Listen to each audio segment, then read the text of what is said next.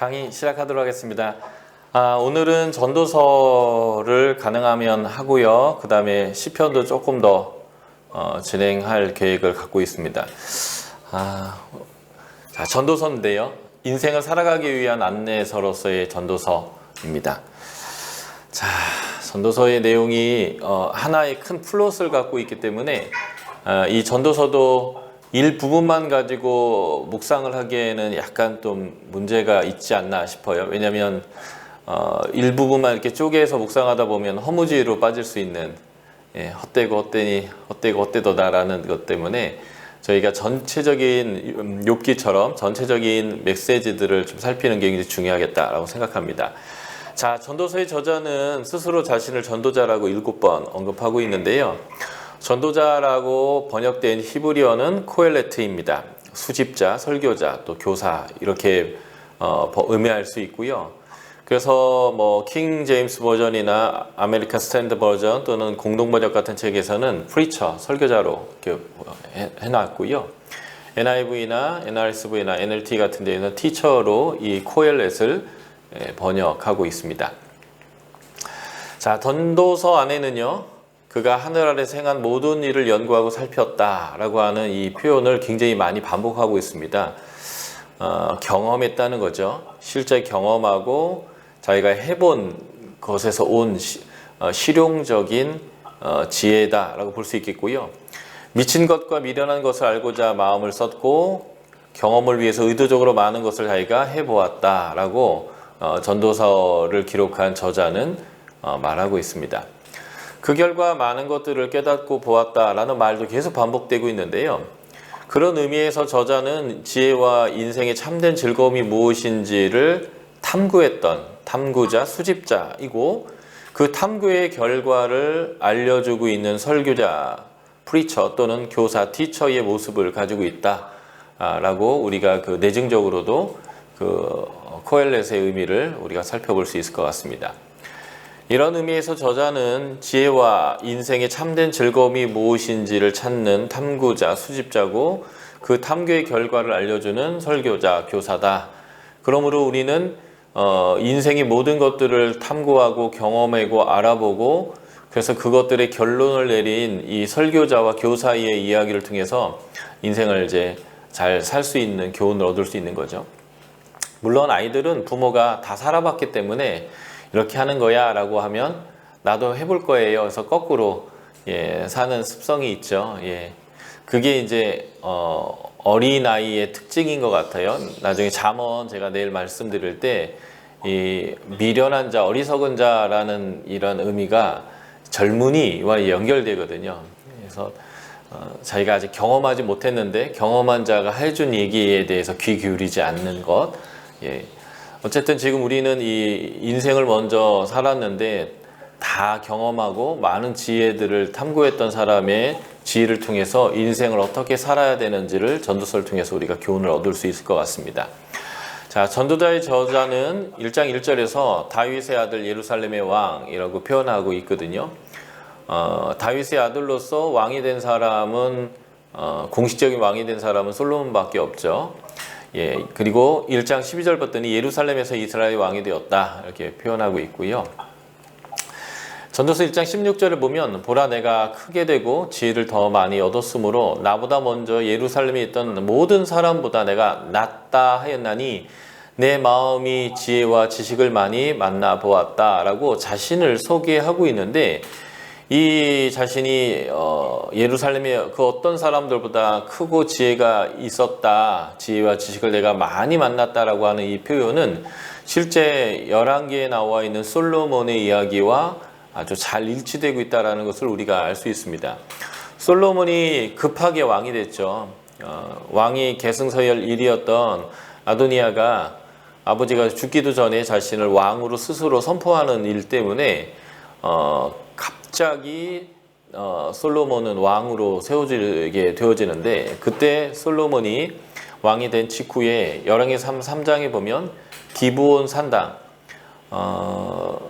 실로에 있었던 성소가 다 부서졌는데 그 성소를 재건했던 성소가 있었던 곳이 기브온 산당이죠. 그러니까 모세의 장막이 있었던 이 기브온 산당에서 하나님께 일천번제를 드리고 기도해서 그가 하나님께 듣는 마음을 구합니다.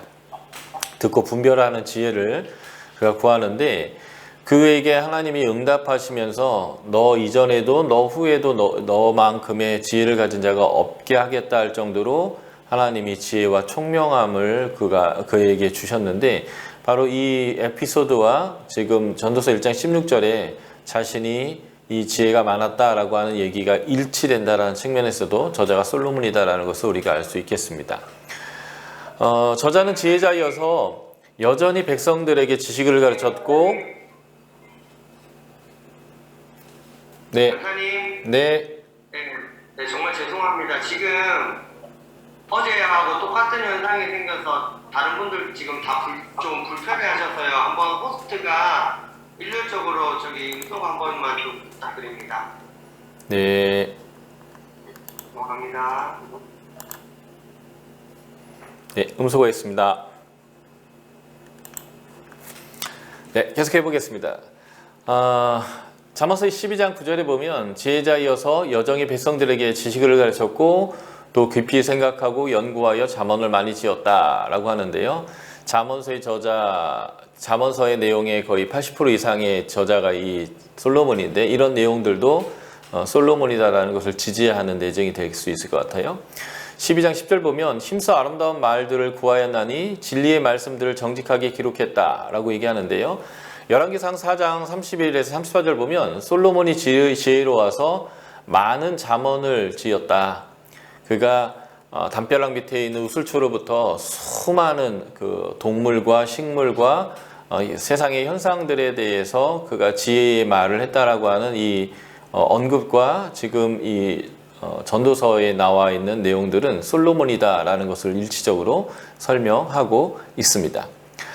자, 저자가 솔로몬이라고 본다면 전도서에서 아주 중요한 반복 단어가 있어요. 아마 이 중요한 반복 단어만 보아도 전도사가 말하려고 하는 어떤 메시지들이 무엇과 깊은 연관이 있는지 우리가 알 수 있는데 전도서에서 아주 많이 반복되는 단어 중에 하나가 헛되다라고 하는 단어입니다. 헤벨이란 단어인데 우리가 이제 이 단어를 어디서 굉장히 많이 친숙하게 느꼈냐면 창세기 4장에서 가인과 아벨, 이 아벨이 바로 이 헤벨입니다. 어떤 의미는 그는 하나님 앞에서 믿음으로 더 나은 제사를 드렸지만 허무하게 형에게 일찌감치 돌에 맞아 죽었던 사람이죠. 그래서 그의 이름과 그의 삶이 되게 일치하는데 헛되다라는 의미이죠. 이 헛되다라는 단어가 구약에 총 70회 사용되는데 그것의 반 이상의 38회가 전도서 한 권에 집중되어서 구약 성경에 나오는 이 헤벨이라는 단어의 반 이상이 한 책에 쏟아져 나온다라고 하는 것은 바로 이 헤벨이라는 헛되다라는 이 단어가 전도서를 설명할 때 가장 규정되는 단어이지 않겠는가라고 보여줄 수 있고요.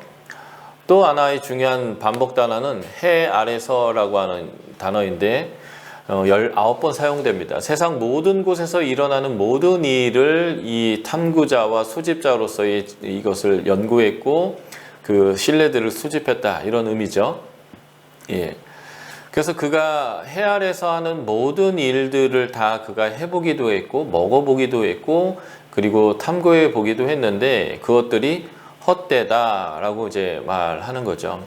인간이 행하는 모든 일들이 헛되다라고 이제 얘기하는 건데 이게 이제 전제가 있어요. 좀 이따 제가 이 전도서의 서론과 결론 부분을 가지고 설명드리겠지만 하나님 없이 하는 모든 수고라는 전제인 거죠.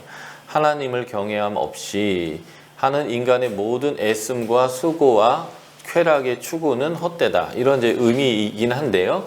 어쨌든 해 아래서라는 단어가 19번에 반복되고 있고 수고하다, 힘써 일하다. 구약에서 19번 사용되어지는 아말이라는 단어인데 이 12번 중에 전도서에만 9번이 사용되어지고 있고요. 그리고 수고, 노동, 고생, 재해, 해악로 이제 번역되는 이 단어 또한 구약에서 54번 나오는데 전도서에는 20번이나 이 단어가 사용되어진 거죠. 그래서 구약에서 사용되어지고 있는 이런 이제 명사형, 동사형, 아말이라고 하는 이 단어 전체의 44%가 이 전도서 안에 집중되고 있다라고 보시면 되겠습니다. 그리고 바람을 잡은 것 같다라고 하는 거죠. 바람을 잡을 수 없잖아요. 잡으려고 아무리 노력해도 손가락 사이로 새 나가는 게 바람인데, 그것처럼 허무하다라는 것을 표현할 때 바람을 잡는 것 같다라는 표현이 9번 사용되옵니다.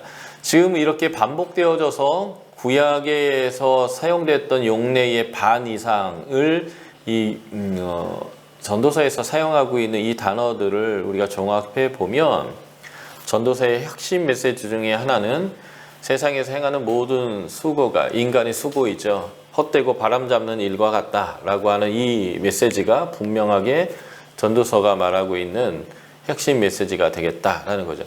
그러면 이런 헛된 인생 어떻게 살아야 되느냐, 그것을 이제 말해주는 게 전도서다라고 보면 돼요. 그래서 모든 것을 다 보았고, 먹어보았고, 소유해보았고, 경험해보았고, 다 탐구했던 자의 결론은 인생의 모든 수고가 헛되다. 아무리 노력하고 우리가 수고를 한다 한들 그것이 내 것이 되지 않는다. 미련한 사람이든 똑똑한 사람이든 죽기는 매암가지더라. 하여튼 이러한 이제 허무함에 대해서 얘기하면서 허무하지 않을 수 있는 방법, 이것이 전도서가 말하려고 하는 핵심 메시지다라고 우리가 볼 수 있겠습니다. 자, 전도서의 세부적인 문학적 구조를 좀 우리가 봐야 되는데요. 이 명확한 문학적 구조를 기반으로 우리가 읽지 않으면 아마 전도서는 허무주의로 끝날 수 있는 책이다라고 볼 수 있겠고요. 그래서 이 구조에서 말하고 있는 그 메시지를 따라서 우리가 본문을 보는 게 굉장히 중요한데요. 이 구조는 제가 발견한 구조는 아니고요. 엑츠의 견민 구약학 교수로 계시는 그죠? 방금까지 이름이 생각났었는데, 권오현 교수님, 그 박사학위 논문이에요. 그분 전공이 이 전도서이신데, 그분의 박사학위 논문에 나와 있는 전도서의 세부적 문학적 구조이고요. 제가 전도서를 설명하고 있는 구조 중에 이 구조가 가장 좀 명쾌하지 않나라고 동의가 되기 때문에 저는 이 구조를 중심으로 본문을 관찰했습니다. 본문의 세부적인 내용들은 제가 일일이 다 관찰한 내용이긴 하지만 이 문학적 구조만큼은 권오현 교수님의 것을 제가 적극적으로 차용했습니다. 박사학위 논문이시기도 하고 그분의 전공이기도 하면서 제가 적극적으로 이 이야기에 동의가 다 됐기 때문에. 그런데요. 자, 독서의 기술, How to Read a Book이라는 책이 있어요. 이건 이제 아주 고전적인 책인데, 이 책에서 말하기를 책을 읽을 때 다 읽을 필요가 없다. 사실은 이 책에서 뭘 말하고 있는지를 파악하는 것은 아주 명확하고 쉬운 방법이 있는데, 제목 읽고, 그리고 이제 목차 보고, 그리고 서론과 결론을 보면 이 책은 무엇을 얘기하고 있는지가 너무 명확하게 알게 된다는 거죠. 그래서 한 책을 이제 골라서 내가 이 책을 읽을 것인가 말을 것인가, 이게 나한테 필요한 책인가 아닌가를 5분에서 10분 안에 분명하게 판별할 수 있거든요. 일단은 제목을 통해서 내가 원하는 주제인가 보고요. 그리고 목차를 통해서 그 제목을 어떻게 다루고 있는가라는 본 거고요. 서론은 이 책에 내가 무엇을 어떻게 써서 무엇을 증명할 건지를 기록하고 있고, 결론은 그래서 내가 이 책에 썼던 내용의 최종적인 나의 결론은 이 내용이다 라고 명확하게 보고 있기 때문에, 소위 말해서 이 구조에서도 보는 것, 표제의 서론의 부분과 결론의 부분만 우리가 명확하게 읽어서 이것이 무엇을 말하고 있는지를 파악하면 된다는 거예요. 그러니까 전도서의 핵심 메시지는요, 여기 있어요. 여기. 그리고 반복 단어가 나오죠. 맨 앞에, 맨 뒤에. 인생은 헛되요. 노력해도 수고해도 정말 답이 없습니다. 최선을 다했는데 내가 원하는 대로의 결론이 나오지 않아요. 제가 욥기를 말씀드리면서 기계론적 우주론을 말씀드렸잖아요. 어떤 원인이 있으면 기계론적 우주론에 의하면 반드시 그 결과가 나오게 돼 있습니다. 그런데 인생을 살아봤더니 나는 다른 사람보다 더 많은 수고를 했는데 다른 사람이 더 많은 것을 얻더라라는 거죠. 나는 내 자녀를 위해서 더 많이 사랑을 줬는데 나보다 못한 사람, 한 사람의 자식이 더 잘 되는 것도 우리가 봐요. 나는 평생 주님을 섬겼고 평생 주님 앞에 기도하고 주님이 기뻐하시는 삶을 살았는데 나보다 부자로 살고 나보다 좋은 차를 타고 나보다 더 좋은 것을 먹으면서 나쁜 짓 하면서도 건강한 인간들이 많다라는 거예요. 그런데 나는 주를 평생 섬겼는데 암이 걸리고 나의 몸 안에 질병이 오고 고통이 있을 수 있다는 거예요. 분명히 내가 주를 섬기면 나에게 복이 있어야 되고 나에게 그 어떤 어려움도 없어야 될 것 같은데 그렇게 인생이 1 더하기 1은 2처럼 똑똑 떨어지지 않더라는 것을 본 것이 바로 이제 헛되다라는 거고, 이 중간의 내용들은 그 헛됨의 실제적인 케이스들을 계속 얘기하는 거예요. 이렇게 해보니까 이것도 헛되고 이렇게 해보니까 저것도 헛되더라라는 거죠. 왜냐하면 의인인데 악인처럼 대우받는 사람이 있고 악인인데 의인처럼 사는 사람이 있더라는 거예요. 대우받으면 상 받으면서. 그래서 헛되다라고 하는 대전제를 앞뒤에 놓는 거죠. 그래서 이 헛된 인생을 어떻게 살아야 되는지에 대한 결론을 이렇게 내주고 있거든요. 그래서 How to Read의 독서의 기술, 어떻게 책을 읽을 것인가라고 하는 그 책의 가르침을 따라서 표제와 결론을 가지고 이 책에서 말하려고 하는 핵심이 뭔지를 먼저 파악하고 그 얘기를 어떻게 논증해 가고 있는지를 이 중앙에서 우리가 살펴보면 돼요. 그런데 이 표제와 결론의 부분을 놓쳐버리고 이 중앙의 내용들 먼저 보다 싶으면 그냥 인생 헛된 거구나라고 하는 결론으로 그냥 끝나버리면서 이 저자가 정말 우리에게 말하려고 하는 핵심 메시지가 무엇인지를 놓치게 되게 되죠. 그래서 이 표제와 결론 부분을 보는 것이 아주 중요하겠다라는 것입니다. 자, 1장 1절의 표제로 시작해서 12장 9에서 14절의 결론으로 끝나게 되는데, 이것에 의하면 전도자는 이렇게 얘기하는 거죠. 예루살렘의 왕이다. 표제에서 얘기하는 거죠. 난 지혜자가 진리를 탐구하고 발견된 그 진리를 가르치는 말을 하고 있다. 이런 거예요. 진리를 가르치는 말이다 라는 거고요. 이 탐구자와 설교자의 결론이 12장 9에서 14절에 나오는데, 한번 우리가 이 부분은 핵심 메시지니까 한번 찾아서 같이 읽어보면 좋을 것 같습니다. 전도서 12장 9에서 14절이고요. 제가 소리내서 읽어드릴게요. 여러분들은 음소거 상태에서 같이 읽으면 좋을 것 같습니다.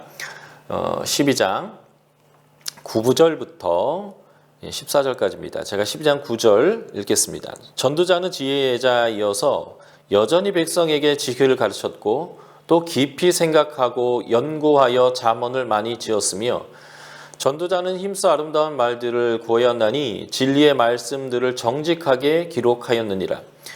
지혜자들의 말씀들은 찌르는 채찍과 같고 회중의 스승들의 말씀들은 잘 박힌 목 같으니 다 한 목자가 주신 바이니라. 내 아들아, 또 이것들로부터 경계를 받으라.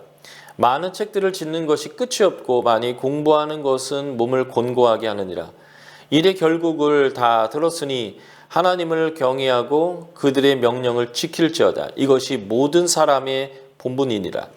하나님은 모든 행위와 모든 은밀한 일을 선악간에 심판하느니라. 네, 자신은 탐구자고 설교자고 경험이 많아요. 실력이 검증된 자이고 진리의 말씀을 정직히 기록했다. 이게 이제 신뢰해도 된다라는 그 의미로서 이렇게 쓴 거죠. 지혜자의 말의 특징은 3가지예요. 그러니까 지금 내가 너에게 말하는 이 지혜에도 그런 특징이 있죠. 찌르는 채찍과 같아요. 아프죠. 그래서 이제 나중에 여러분들이 이제 잠언서자랑 내일 볼 것인데, 악인의 중요한 특징이 들으려고 하잖아요. 미련하고 우매한데 그들한 특징이 안 들으려고 하는 거고요. 지혜자의 특징, 의인의 특징은 아비의 말, 하나님의 말씀을 즐겨 듣는다라는 거예요. 그 교훈은 채찍과 같이 아프지만 잘 박힌 목과 같아서 되게 우리에게 안정감을 주죠. 그래서 이 하나님의 지혜자의 말의 특징은 하나님의 말씀을 얘기하고 있다는 거예요.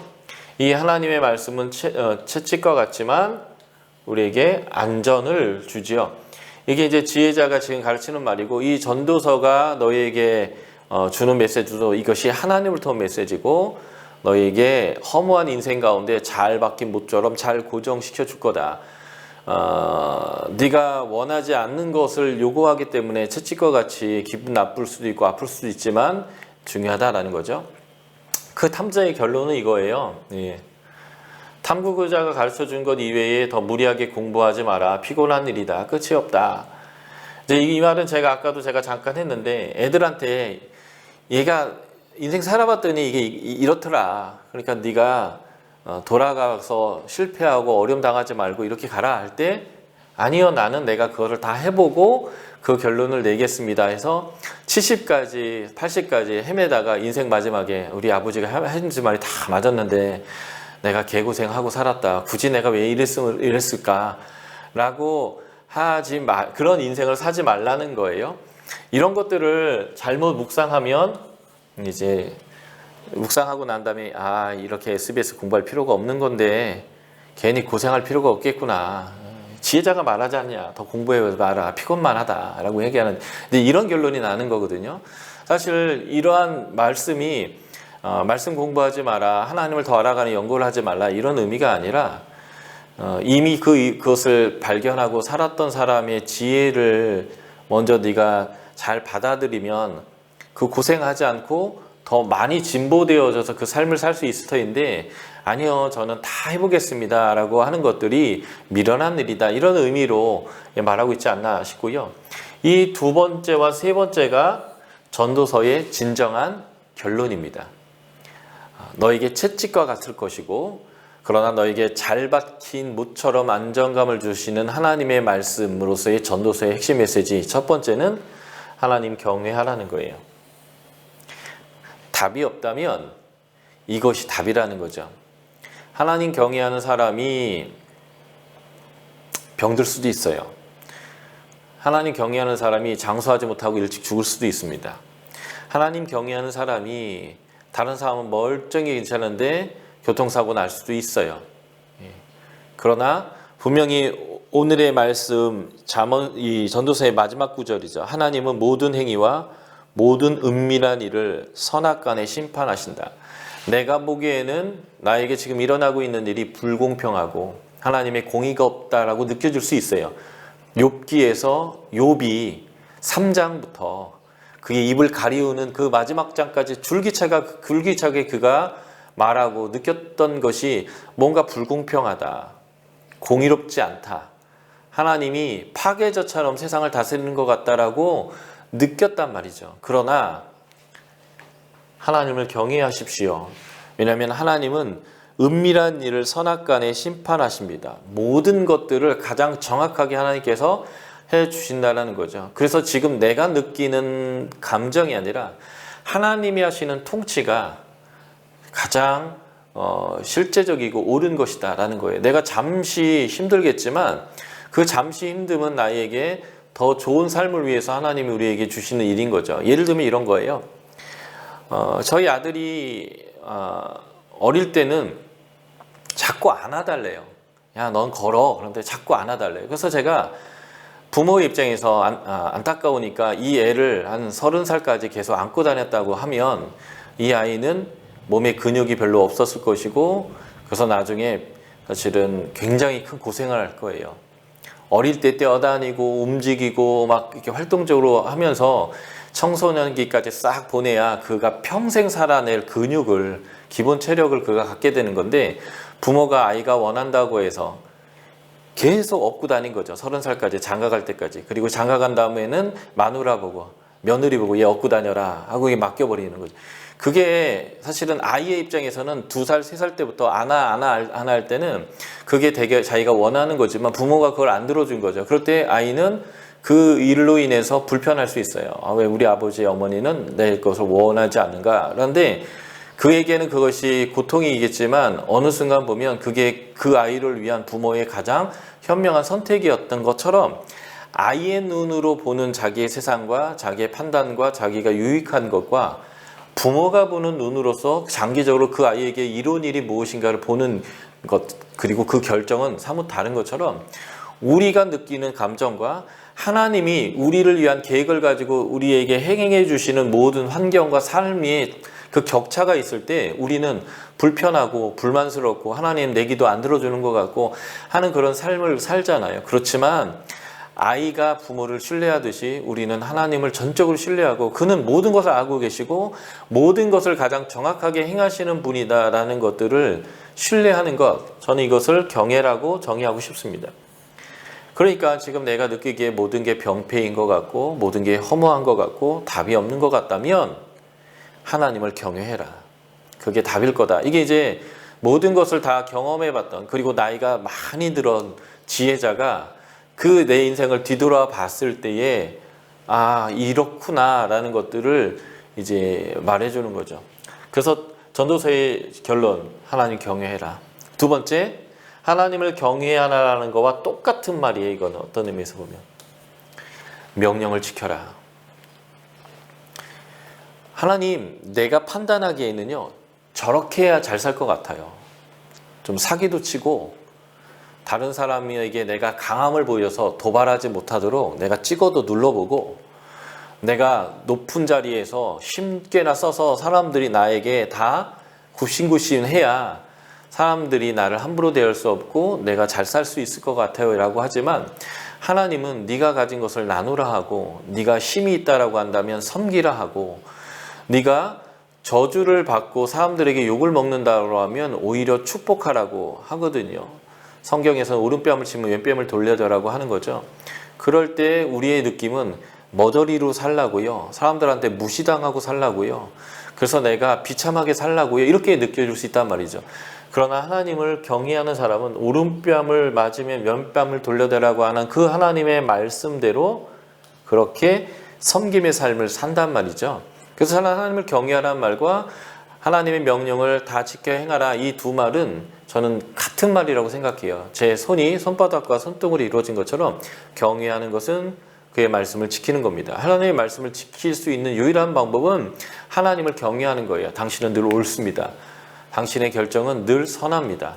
당신은 언제나 나를 위하여 가장 좋은 것을 주시는 분임을 내가 믿습니다 라는 이 경외감이 있어야 이 명령을 다 지킬 수 있는 거죠. 그러니까 전도서는요, 다 읽지 않아도 인생 답 없어 보이고 허무하고 모든 게 병폐와 같고 그런 인생 가운데 정답은 하나밖에 없다라는 거예요. 그것이 뭐냐면 하나님을 경외하고 그 하나님의 명령을 다 지켜 행하라. 이게 나에게 채찍과 같은 거죠. 나는 다른 사람 이겨먹고 싶거든요. 그래서 다른 사람이 나 함부로 대하게 하고 싶지 않거든요. 그런데 하나님은 오른뺨을 때리면 왼뺨 돌려대고 오리를 가자고 하는 심리를 가자고 하는 거예요. 이게 얼마나 나의 인생의 채찍과 같겠습니까? 고통스럽죠. 나 그러고 싶지 않은 거예요.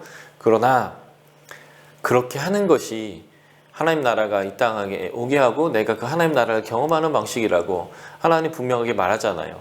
그게 바로 잘 박힌 모처럼 나를 붙들어 줄 것이란 말이죠. 그래서 내 의견을 내려놓고 하나님을 경외하고 그의 명령을 지키는 것, 이게 바로 하나님의 말씀으로서 채찍과 같지만 잘 박힌 못으로 나에게 역할하는 그 하나님의 말씀이다. 이게 인생 다 살아보고 다 먹어보고 다 경험해보고 다 해보고 다 누려봤던 사람의 최종적 결론이다 라는 거죠. 이게 이제 전도서의 결론입니다.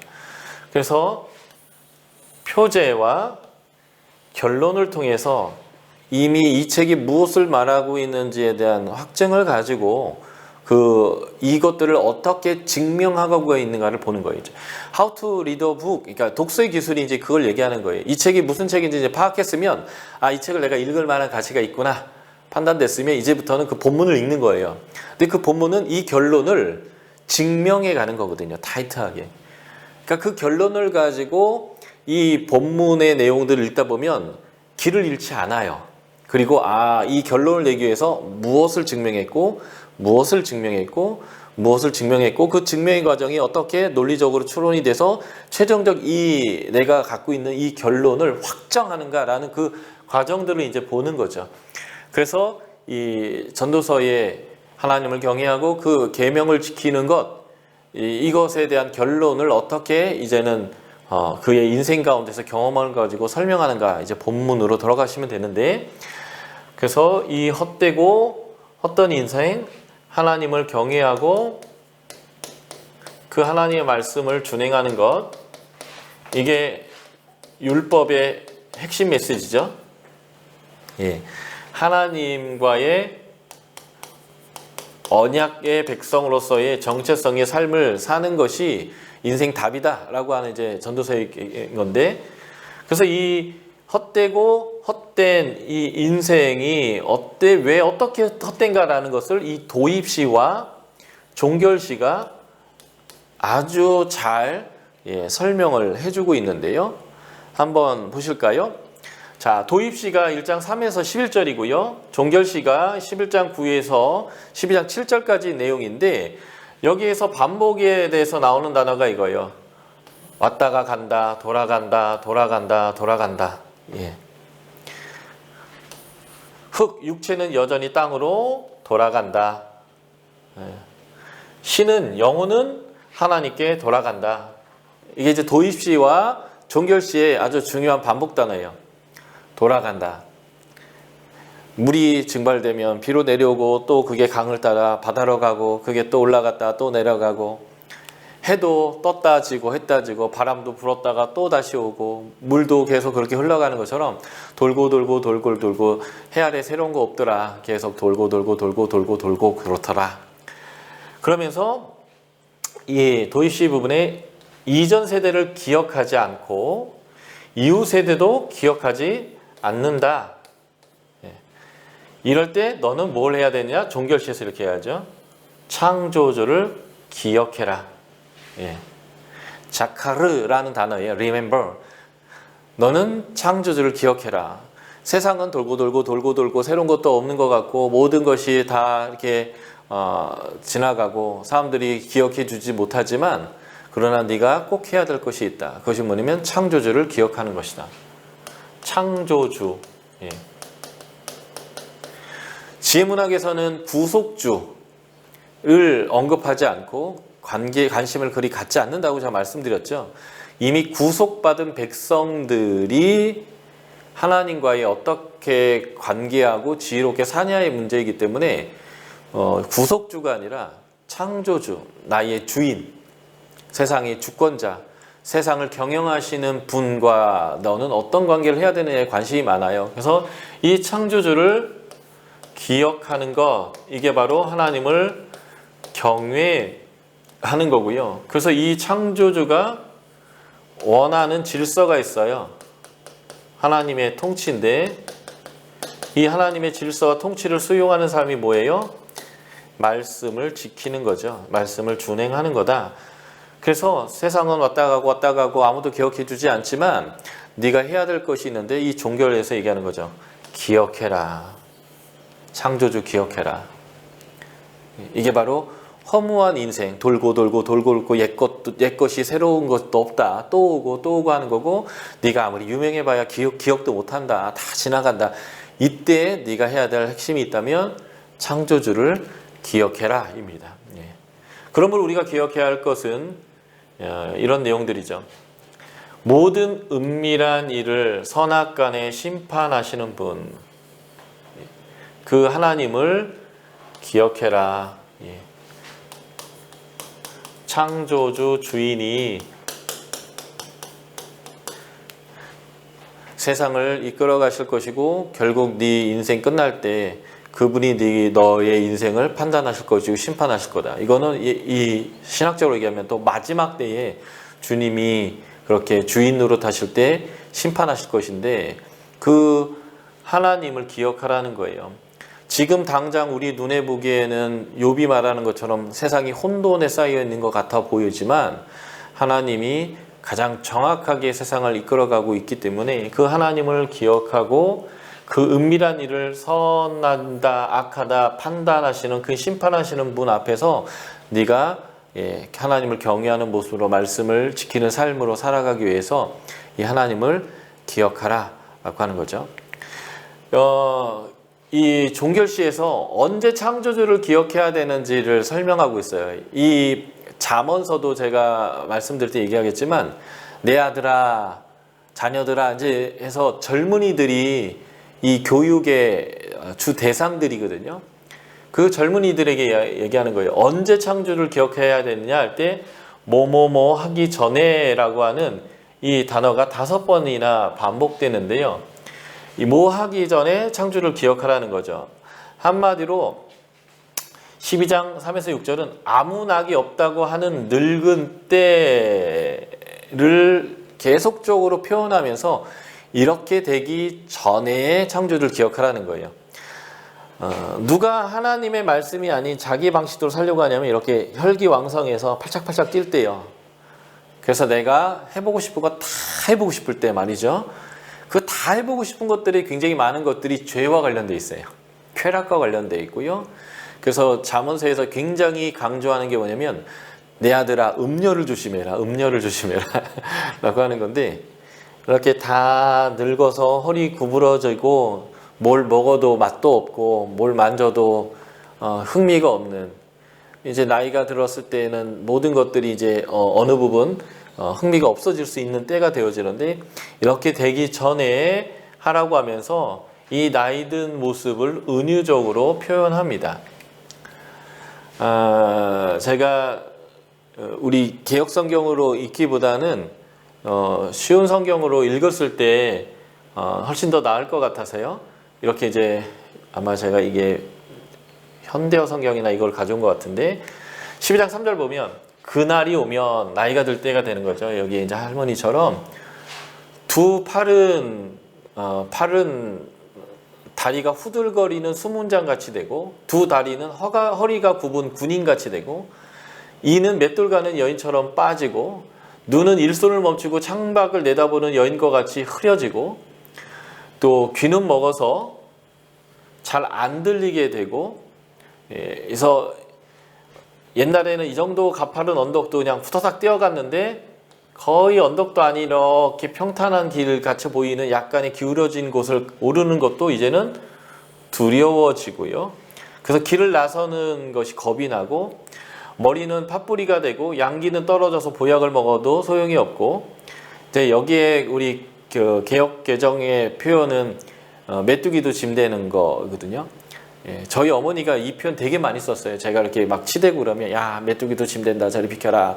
어디서 이 말이 나왔나 제가 이제 나중에 성경을 읽어보니까 여기서 나온 표현들인데 머리는 팥뿌리가 되고 양기가 떨어져 보약도 소용없고 그러다가 영원한 집으로 돌아가면 이게 죽는다는 뜻이죠.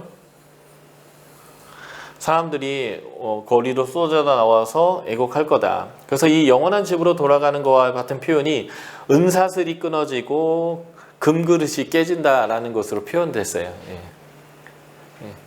어떤 그 표준 세번이가 어디 보니까 은사슬이 끊어지는 것이 생명이 끊어지고 금그릇이 깨어진 것이 머리가 깨지는 거다라고 이렇게 뚝 떨어져서 머리가 깨지는 거다라고 이렇게 번역해 놨더라고요.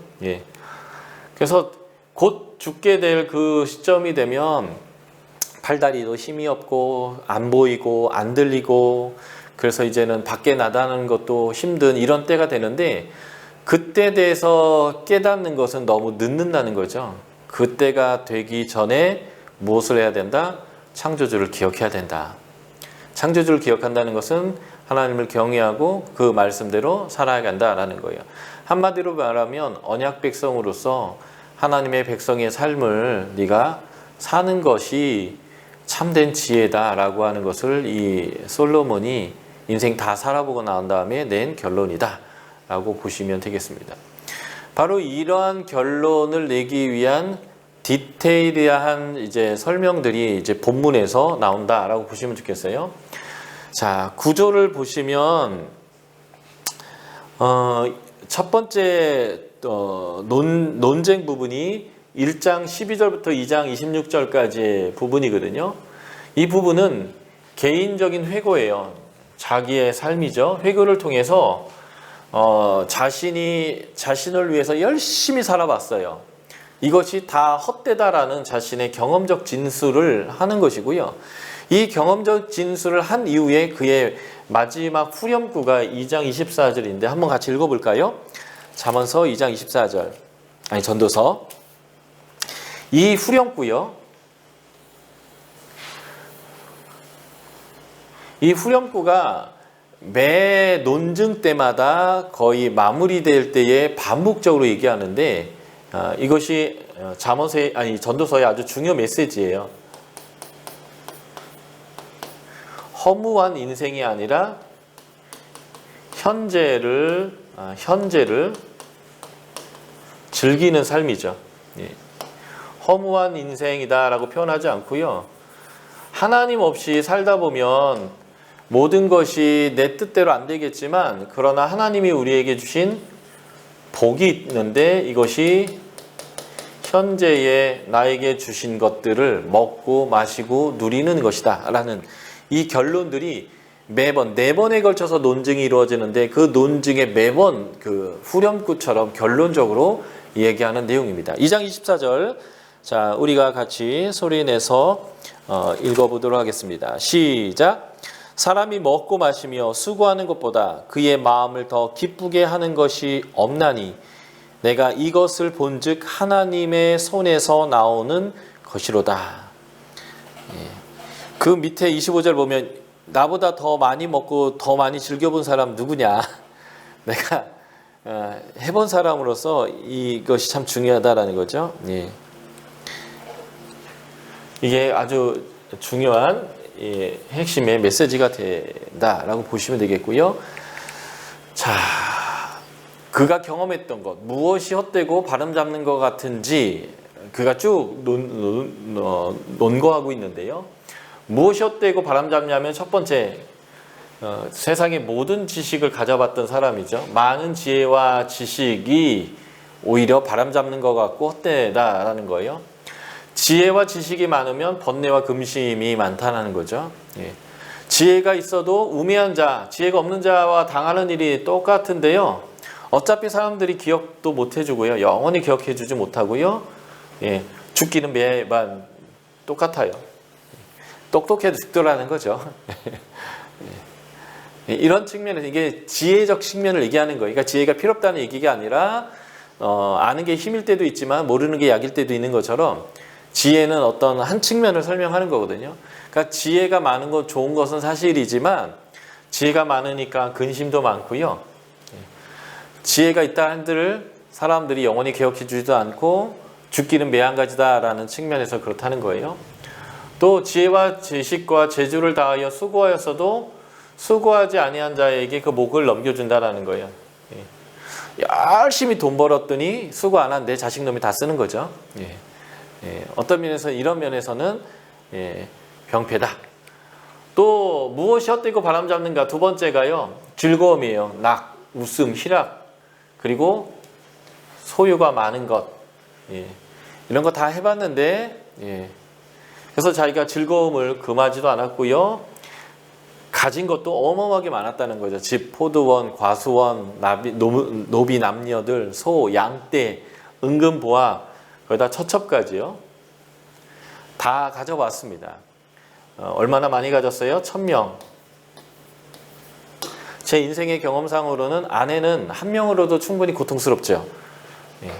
그리고 한 명으로도 충분히 만족스럽고요. 그런데 1000명이라면 사실은 얼굴도 모르는 처첩도 있었을 거라고 생각해요. 하루에 한 명씩 데리고 잔다고 해도 3년에 한 번 만나는데 저 아세요? 그러면 너 몇 번이냐? 솔로몬이 이렇게 물었을 것 같아요. 그러니까 이렇게 많은 것들을 그가 다 가져봤지만 이것도 헛되더라라는 거죠. 사실 뭐 부자라고 해서 하루에 10끼를 먹을 수 있겠습니까? 허무한 인생, 정말 타락한 인생을 살고 잘못된 인생을 살았던 그러한 모습 중에 하나가 로마의 귀족들이거든요. 로마의 귀족들이 더 많이 먹고 싶어서 먹고 맛만 보고 토하고 또 먹고 맛만 보고 또 토하고 하는 그런 삶들을 살았다고 하잖아요. 그러니까 많이 가진다고 해서 진정 행복했는가 라고 하는 것은 아니라는 게 인류의 경험인 거죠. 그러면서 아까 우리가 읽었던 후렴구 그냥 하나님의 손에서 나에게 나온 것, 나에게 준 그 현재적인 것을 잘 누릴 수 있는 것 이것이 정말 큰 기쁨이다, 즐거움이다. 나에게 준 그 소소한 그 기쁨을 잘 누려라 라고 하는 거죠. 그러니까 하나님의 말씀을 준행하면서 지금 하나님이 나에게 주신 것, 소소한 것이지만 이것을 누리는 삶이 바로 복된 삶이다 라고 이제 잠언서에서는 반복적으로 얘기한다 라고 보시면 되겠습니다. 자, 두 번째 논쟁을 볼까요? 두 번째 논쟁은 3장부터 5장 20절까지인데요. 하나님의 주권하에 있지만 이 세상에서 벌어지고 있는 부지런한 모습들이 보인다라는 거예요. 분명히 하나님이 세상의 주인이고요. 하나님이 다스리고 있는데 왜 부조리한 모습들이 있을까라는 거죠. 그래서 이거에 대한 해결책을 이 논쟁에서 또 얘기해 주는데 이때 빼놓지 않는 후렴구가 이거죠. 먹고 마시고 수고하는 가운데 낙을 누리는 거 이게 좋다라는 것입니다. 자, 두 번째 논쟁 보면 3장 1에서 15절 보면 모든 일에는 하나님이 정하신 기한과 때가 있는 거예요. 그러니까 하나님이 이제 주권적으로 이끌어 가시는 거죠. 예. 모든 것인 때가 있어요. 그래서 14가지의 반대되는 때가 있어요. 그러니까 뭐 소위 말해서 잘 때가 있고 일어날 때가 있고 이런 것처럼 예. 하나님이 정하신 때의 시작과 끝을 사람이 측량할 수 없어요. 그러니까 하나님의 주권 아래에 있는 거죠. 예. 하나님께서 행하시는 모든 것은 사람이 더 할 수도 덜 할 수도 없어요. 하나님이 시작과 끝도 정하시고 하나님이 정하신 것을 우리는 더하기도 빼기도 할 수 없는 거죠. 예. 이렇게 하나님이 하시게 하는 것, 다시 말해서 우리가 무력하다라고 하는 것을 느끼게 하는 이유가 뭐냐라는데 3장 14절에서 얘기하죠. 하나님을 경외하게 하기 위함이라. 이 전도서의 결론이었잖아요. 결론은 이 인생 네가 길을 쓰고 애써도 안 되는 일도 많고 할 수 없는 일도 많고 그리고 네가 아무리 노력해도 결론이 어떻게 정해져 있는 것도 있고 네가 원하는 대로 안 될 때 답이 뭐냐? 하나님을 경외하는 거다. 그래서 지금 하나님이 자신의 주권을 가지고 모든 것의 때와 기한을 정하시고 네가 그것을 어떻게 할 수 없는 것들을 경험시킨 것, 이것의 목적이 뭐냐면 그러니까 하나님 경외하라고, 이게 답이라고 이것을 보여주게 하기 위해서 하나님이 이렇게 하셨다라고 이 두 번째 논쟁의 첫 장에서 이렇게 얘기하는 거죠. 그러면서 3장 12절 같이 읽어볼까요? 아주 중요한 반복 어구니까요. 똑같은 내용이겠지만 3장 12절 같이 읽겠습니다. 저는 이 반복 어구의 부분을 보라색으로 그냥 아주 두껍게 라인을 칠했거든요. 매번 눈에 팍팍 띄게. 전도서의 결론 중에 하나이기 때문에.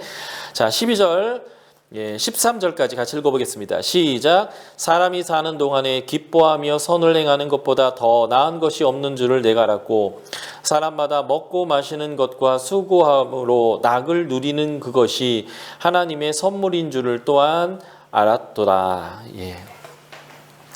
2장 24절에 나와 있는 메시지와 똑같은 메시지가 또 반복되는 거죠. 예. 그래서 사는 동안 기뻐하며 선을 행하는 것, 요게 율법이에요.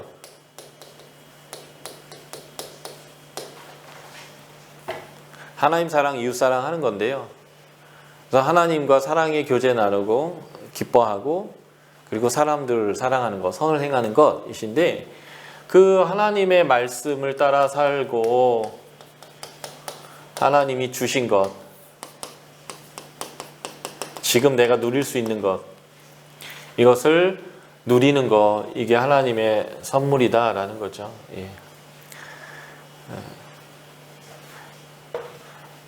그래서 잠언서에 그래서 나오잖아요. 고기 먹으면서 맨날 싸우는 집안에서 마누라랑 사는 것보다 풀 먹으면서 초막에서 사는 게 낫다 이렇게 얘기하는 게요. 행복한 삶이라는 게 많이 가진 것에 포인트가 있는 것이 아니라 지금 내가 기뻐하고 즐겁게 살 수 있느냐가 굉장히 중요하다는 거죠. 한국 사람들이 이 가르침에 굉장히 필요한 사람들인데요. 한국 사람들은 미래를 위해서 현재를 희생하면서 사는 것에 너무 익숙해져 있는 사람들입니다. 그래서 아이들에게도 미래에 네가 잘 살려면 대학에 가야 되는데 그 대학에 가는 그날까지 초등학교 들어갈 때부터 고등학교 때까지 12년을 아주 모진 인생을 살도록 사실은 공부는 대학 가서부터 박사과정까지 더 열심히 해야 되는데 그 이유는 내가 학벌은 이미 따놨으니까 이렇게 해서 덜 하게 되고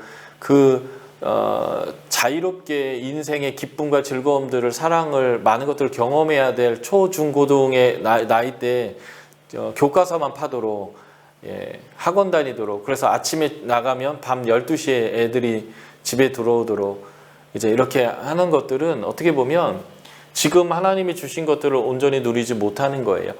제가 그 청년 사역을 하고 있는 몇몇 사역자들과 대화를 나눠보면 청년 사역자들의 반 이상이 정신적 치료를 받거나 정신적 치료를 요한대요. 우울증 약 먹는 애들은 너무 숱하고요.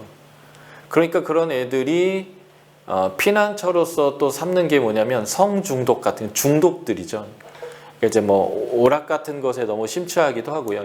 현실을 도피하고 싶을 때 이제 그들이 하는 중독적 성향이 너무 어마어마하다는 거예요. 왜 그럴까요? 정서적으로 아름답게 그리고 건강하게 그리고 그의 정서의 창고 안에 사랑과 애정 같은 것들이 듬뿍 담겨야 될 그런 시절에 부모로부터 채찍만 맞는 거죠. 공부 안 한다고. 맨날 책망만 듣고 그리고 그가 참아내면서 그 어린 시간들을 다 보내야 되기 때문에 지금 청년들이 다 정신적으로 병들어 있는데 더 심각한 것은 정치인들이 정권을 유지하기 위해서 사용하고 있는 방법 중에 하나가 지옥과 같은 조선, 헬조선, 3포 세대, 4포 세대, 5포 세대 뭐 이런 용어들이요. 실제적으로 이전 세대와 비교할 수 없는 좋은 시절을 살고 있잖아요. 그래서 이전 시대처럼 꼰대처럼 이전 시대처럼 니들이 해야 된다라고 얘기하는 게 아니라 현재를 잘 누리면서 미래를 준비할 수 있는 그런 삶을 사는 게 아니라 그냥 미래를 준비하기 위해서 내 몰리는 삶을 살 뿐만 아니라 그렇게 억압된 삶을 살아서 청년이 됐는데 이제는 취직할 데가 없다는 거죠. 물론 이전 세대의 어른들은 취직할 때가 더 많았는가?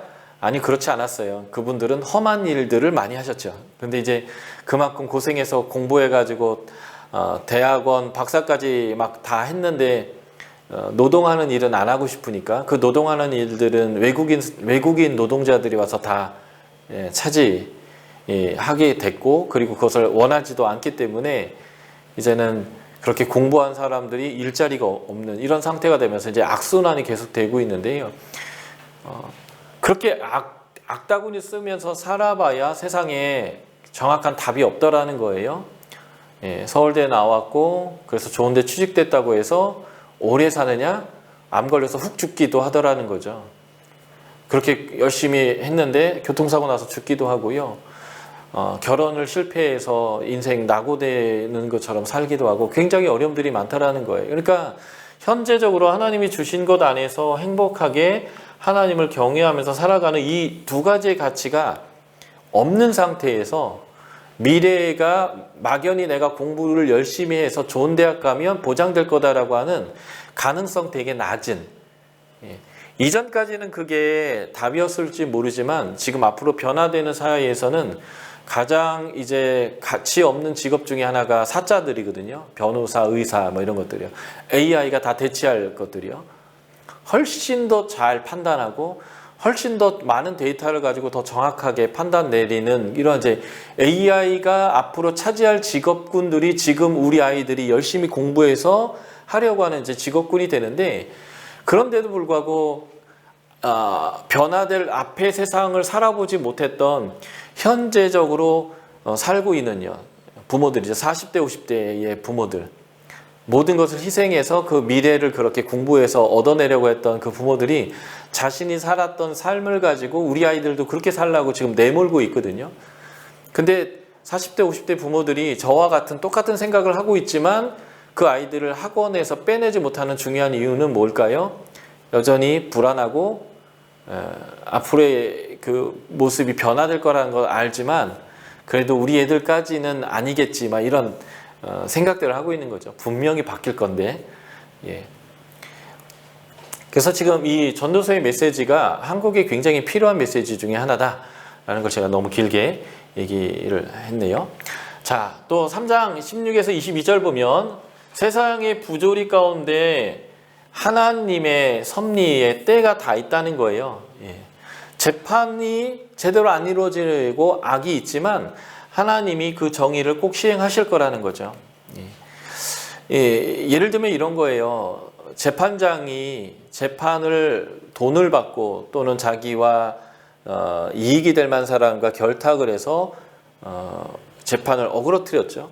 그럴 때마다 그렇게 잘못한 재판관들을 하나님이 급사를 시켜버리면 좋을 것 같지만 그런 식으로 하나님이 공의와 정의를 시행하고 있다면 여기 있는 우리들 중에 그 누구도 살아있을 사람이 아무도 없어요. 나한테는 하나님의 공의와 정의가 시행되기를 원치 않으면서 저 영역에는 시행되기를 원하는 게 우리이거든요. 그러니까 하나님은 세상의 부조리들을 용납하시는 이유는 그 자체를 용납하는 게 아니라 그 부조리를 일으키고 있는 그들도 용납받아야 될 죄인이기 때문에 그래요. 그러니까 하나님은 이렇게 하나님의 은혜를 모든 사람들에게 베풀고 있으면서 그 하나님의 구원의 역사를 가장 올바르게 실행하는 과정을 갖다 보면 그 사람에게도 긍휼을 베풀다 보면 악인이 아직도 잘 되고 있는 상태들이 유지될 수밖에 없는 건데 이러한 모든 것 가운데 하나님은 반드시 정의를 실현할 때가 있다는 거예요. 이게 이 전도서 마지막 아까 읽었던 12장 14절의 말씀이잖아요. 하나님은 모든 행위와 모든 은밀한 일을 선악간에 심판하신다고요. 이게 결론이에요. 그런데 그게 하나님의 때가 있는 거예요. 지금이 아닌 이유는 분명히 하나님의 선한 이유가 있는 거죠. 예. 그래서 이런 부조리들이 있어요. 그러나 하나님이 분명히 이 부조리들 가운데서도 선하신 하나님의 주권을 시행할 때가 있다라는 것을 우리가 믿는 거예요. 이게 뭐라고 표현할 수 있어요? 이게 바로 하나님을 경외하는 거예요. 지금 내가 보기에는 부조리처럼 보이지만 분명히 주님은 이 세상을 주권적으로 가장 선하게 통치하고 계시고 그 과정 안에서 일어나고 있는 일을 내가 믿습니다. 그래서 내가 낭망하지 않으렵니다. 이런 모습들이 경외잖아요. 예, 세상의 부조리 가운데 하나님의 섭리의 때가 있다라고 얘기합니다. 하나님의 주권하에도 부조리가 있는 이유는 사람이 짐승과 다름이 없는 줄을 깨닫게 하기 위한 것이고 사람이 짐승보다 뛰어남이 없음을 알게 하는 거예요.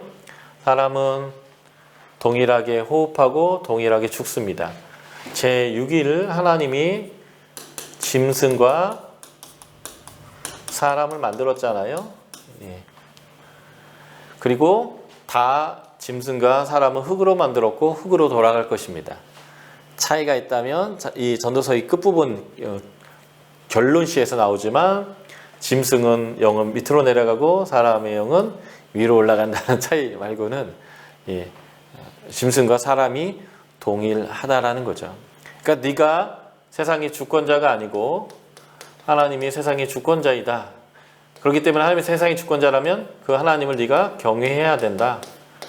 우리는 한낱 짐승과 같은 피조물 중에 속해 있는 존재들이다. 라고 하는 것들을 이제 보는 내용이죠. 이게 바로 하나님이 부조리 가운데서도 주권 가운데서도 부조리가 있는 것들을 우리가 경험하게 하는 이유고요. 이러니까 어떻게 하자고요? 결론구가 사람이 자기 일에 즐거워하는 것보다 더 나은 것이 없고 그것이 그의 자신의 경험에서 나온 것인데 이 지금 나에게 주어진 것들을 내가 누리는 것이 몫이다. 그래서 우리가 누리는 것들이 뭐냐면 즐거워하는 것이고요. 열심히 일하는 것이고 그 열심히 일해서 나온 그것을 행복하게 먹는 것입니다. 기본적인 태도가 즐거움을 가져야 되고요. 일하는 것도 즐겁고 그 결과물을 먹는 것도 즐거움이다. 라고 하는 것들을 누릴 수 있는 영성 이런 것들이 사실 우리에게 절실하게 필요하다라고 보면 좋겠습니다. 자, 한번 자, 4장 1에서 5장 20절은 이 부조리들을 어떻게 해결할 것인가 라는 것을 보는 건데요. 예, 부조리들이 학대받는 것들이 있어요. 예, 그래서 차라리 안 태어난 것이 더 나은 인생이 있을 수 있다라고 하고요. 또 내가 수고하고 재주가 많아서 많은 것을 성취해도 오히려 시기를 받고요. 한다는 거죠. 사람들은 경쟁심으로 살기 때문에 내가 잘해도 시기심을 받는 것 이거죠. 예. 그렇다고 해서 사람들이 내가 열심히 일해서 성취해서 시기를 받는다고 해서 아무것도 안 하는 것이 좋은 것이냐? 아니요. 아무것도 안 하는 것도 어리석은 것이다. 그러니까 뭘 하라고요? 6절 봤더니 4장 6절 지금의 현재의 상태를 만족하는 삶을 살라는 거예요. 두 손 가득하고 수고하며 바람 잡는 것보다 한 손에만 가득하고 평안한 게 낫다. 두 손보다 한 손에 갖고 있는 게 적겠죠. 그러니까 많이 가지려고 하면서 허탄하게 사는 것보다는 적게 갖지만 인생을 즐기는 삶을 살라는 거예요. 그래서 요즘 한국에서 유행하는 그거잖아요. 저녁 있는 삶. 예.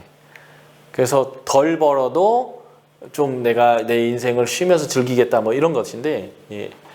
예. 자족하는 삶을 살아야 된다라는 거죠. 혼자 살면서 억척스럽게 일하고요. 행복을 누리지 못하는, 만족하지 못하는 사람이 있다는 거예요. 그렇게 하지 말라는 거죠. 관계를 통해서 누리는 행복이 있다는 거예요. 한국에는 가정에 서열이 있어요. 제 1번이 아내고요. 2번이 자녀고요. 3번이 반려동물이죠. 개, 고양이요.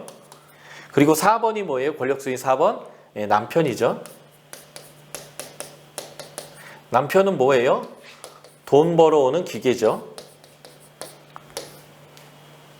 사실 가족이 행복하기 위해서는 같이 밥 먹고 같이 시간 보내고 같이 여행도 하고 같이 해야 되는데 두 손 가득히 하고 싶어서 내 아들, 딸 대학을 보내서 좋은 대학 보내서 이렇게 하려면 학원부터 보내야 되는데 지금 한국의 평균 학원비가 1인당 120만 원인가 든다고 하더라고요. 고등학생 애들. 자녀 둘만 돼도 학원비가 220만 원인데 이게 평균치고 좀 더 좋은 거 시키려고 하는 사람들은 굉장히 많은 돈이 들어가는 거죠. 그러니까 내 인생 포기하면서 돈 버는 기계를 하는데 이 가족과 같은 시간을 못 보내는 거잖아요. 이런 인생이 정말 행복한가라는 거예요. 아니요. 관계를 통해서 함께하는 행복이어야 한다는 거예요. 그러니까 이 관계를 포기하고 이렇게 나중에 아들, 딸 대학 졸업식이고 시집장가까지 다 보냈는데 하우스푸어, 집 하나 딸랑 있고 가난한 사람들. 그나마 집이 있어서 다행인 거죠. 그것도 없는 사람들이 수두룩할 수 있는데 이런 삶 말고요. 가족이 함께 호흡하고 함께 즐기고 함께 먹고 함께 할 수 있는 이런 삶들이 우리에게 필요한 거죠. 그거를 포함해서 관계를 통해서 누리는 삶입니다. 4장 9절에서 12절 한번 제가 읽어드릴게요. 두 사람이 한 사람보다 나으면 그들이 수고함으로 좋은 상을 얻을 것입니다. 혹시 그들이 넘어지면 하나가 그 동물을 붙들어 일으키려니와 홀로 있어 넘어지고 붙들어 일으킬 자가 없는 자에게는 화가 있으리로다. 또 두 사람이 함께 누우면 따뜻하거니와 한 사람이면 어찌 따뜻하겠느냐. 한 사람이면 피하겠으나 두 사람이면 맞설 수 있나니 세 겹줄은 쉽게 끊어지지 아니하느니라. 이 말씀이 바로 관계를 통해서 누리는 행복인데 이걸 제가 가정에 지금 적용한 케이스인 거예요. 한국에 기러기 아빠들 되게 많잖아요. 자녀 교육 시킨다고 엄마랑 애들 미국이나 캐나다나 아니면 동남아에 보냈는데 결국 그 아이들 공부 마치게 되면 아내는 바람나고 그래서 이혼하고 하는 가정들이 수없이 일어나거든요. 이거는 성경에서 말하고 있는 삶하고는 전혀 무관한 삶인 것 같아요. 아이들을 위해서 그렇게 한다라는 것 정말 그것이 아이들을 위한 것인가. 어제도 제가 아가서를 얘기하면서 부부 안에 사랑하고 복종하며 하나님과 그 교회가 하는 것 같은 관계를 부모가 보여줘서 아이들만 놔주는 게 아니라 아이들이 그 하나님 앞에 순종하고 복종하는 관계를 배워나가 하나님의 형상을 회복하는 과정이 가정에서 이루어져야 되는데, 그 가정에서 아내와 남편이 따로 사는 거예요. 남편은 뭐 집에 들어온다 할지라도 새벽에 나왔다 밤에 들어가고, 애들도 한밤중에 학원에 들어오기 때문에 겹치는 시간도 없고, 뭐 이런 식으로 살면서 아이들을 위해서 내가 인생을 살았다라고 하는 것, 이런 것들은 사실은 성경에서 말하는 삶하고 너무 먼데, 한국이 이런 삶을 추구하고 있지 않나라고 하는 것들이 되게 깝깝한 거죠. 예.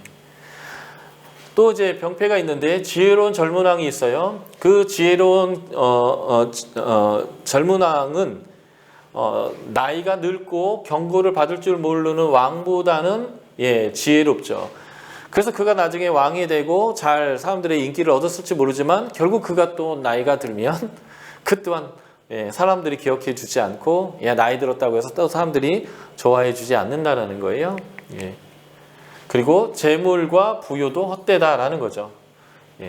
만족할 수가 없고요. 재산이 많아지면 소비도 많아진다는 거예요. 그래서 재산은 눈요길 수 있다라는 거죠. 한국에서 이런 표현이 있거든요. 월급은 통장을 지나갈 뿐이다 라고 하는 거예요. 눈요길 뿐이죠. 이게 재산이 많으면 소비도 많다라는 게 뭐냐면, 내가 회사를 했는데 회사가 너무 잘 되는 거예요. 그래서 직원이 5명에서 20명을 늘었어요. 그러면 20명만큼 월급을 더 줘야겠죠. 그렇기 때문에 사실은 사업을 한다라는 것은 고용을 창출하고 많은 사람을 먹고 살리는 좋은 일을 한다라는 개념으로 가는 게 아니라, 내 수익을 최대화하기 위해서 내가 사람들을 고용한다라는 개념으로 가다 보면 사람들과 맨날 싸우는 거예요. 그래서 지금 한국 어제 기준으로 코로나 확진자가 1200명이 넘었는데, 작년 1240명이 최고였는데 지금 그 최고치를 깰 것 같다고 하거든요. 그 이유 중에 하나를 지금 밝히고 있는 게, 주말에 농성을 했어요. 민노총에서 월급 더 달라, 정규직 해달라, 막 이걸 했는데, 사실 고용주와 그 피고용인들 사이에 이러한 갈등들이 계속 있는 이유가 뭘까요? 하나님의 율법은 에베소서 4장 8절에 근거하면 손수 일해서 남에게 구제할 것이 있도록 일하는 삶을 가르치는데, 그래서 돈 벌어서 남 주는 것을 가르치는 거거든요. 그러니까 사업을 한다라는 것의 아주 중요한 개념은 최대 이익의 창출이 아니라, 나를 통해서 고용이 많이 이루어지게 되고 많은 사람이 먹고 살 수 있는 기회가 열린다라고 하는 이런 공익적인 개념이 배제된 이 경제 활동을 하다 보니까 사람들이 이렇게 서로 이제 싸우는 일들이 생기게 되는 거죠. 그러니까 코로나 기간에도 목숨 걸고 파업한다든지 아니면 이렇게 이제 단체 행동을 하게 되는 건데, 어쨌든 이런 것들이 병폐라는 거예요. 돈이 많아도 걱정, 적어도 걱정. 그래서 돈이 많으면 걱정이 많아 잠을 못 잔다는 거죠. 내가 돈이 많아서 주식 투자를 했는데, 주식이라는 게 웃겨요. 내가 아무것도 하지 않았는데 올랐다 내렸다. 그래서 내가 자고 일어나는데 몇천억 빠졌고, 자고 일어나는데 몇천억 늘고, 그래서 늘 고민이 많은 거죠. 돈 많은 사람들한테는요. 그래서 많은 재산이 오히려 자신에게 해가 되는 것이고, 빈손으로 왔기 때문에 빈손으로 가야 한다라는 거죠. 이런 것들이 지금 두 번째 논쟁에서 말하는 병폐인데요. 그래서 해결점이 뭐냐? 하나님을 경외하라는 것입니다. 하나님의 집에 들어갈 때 하나님께 가까이 나아가서 말씀을 들어라. 지금 경외라는 게 말씀을 지키는 거였잖아요. 결론에서. 우매한 자들은 재물을 드리는데 악을 행하면서도 깨닫지 못하고 재물을 드리는 사람들인 거예요. 그게 아니라 하나님의 말씀을 듣는 거, 이게 하나님을 경외하는 것이다라는 거죠. 하나님을 경외하는 태도 중에 하나가 말을 많이 하거나 서원하지 마라. 너는 그걸 갚을 능력이 없다라는 거죠. 빈민이 학대받고 정의와 공의가 짓밟히는 이런 상황이 있는데, 감찰자 왕이 있다. 높은 사람 위에 높은 사람이 있고 그 위에 또 높은 사람이 있는데, 그게 이제 하나님인 것이죠.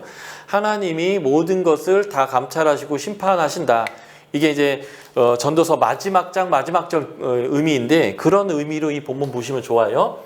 그러므로 하나님을 경외하는 것이 이런 병폐 가운데서도 우리가 복을 누릴 수 있는 방법이 된다. 그러면서 이제 후렴구가 또 나오는 거죠. 사람이 하나님께서 그에게 주신 바 그 일평생에 먹고 마시며 헤아려 하는 모든 수고 중에서 낙을 보는 것이 선하고 아름답다. 그러니까 열심히 일하고 하나님이 주신 것들을 먹어라. 이것이 복이다. 어떤 사람에게든지 하나님이 재물과 부유를 주시고 누리게 하신다. 그러니까 제 몫이 있는데 그 몫을 받아 수고함으로 즐거워하는 것이 하나님의 선물이다. 예. 그리고 하나님이 그의 마음에 기뻐하는 것을 응답하신다. 내가 보았는데 이건 경험적으로 분명한 거다.